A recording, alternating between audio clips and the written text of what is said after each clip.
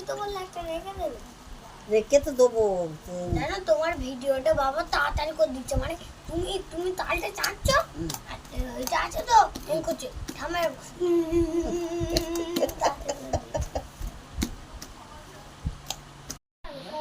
ভাই ভাই ওটা আবার যাবে ঘরে মেয়েটাকে ফুলুরি খাবে না,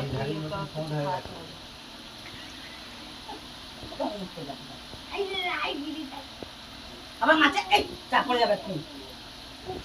আর কি সেন্ট আছে তুই বড় হয়ে ছোটদের মতো করছিস।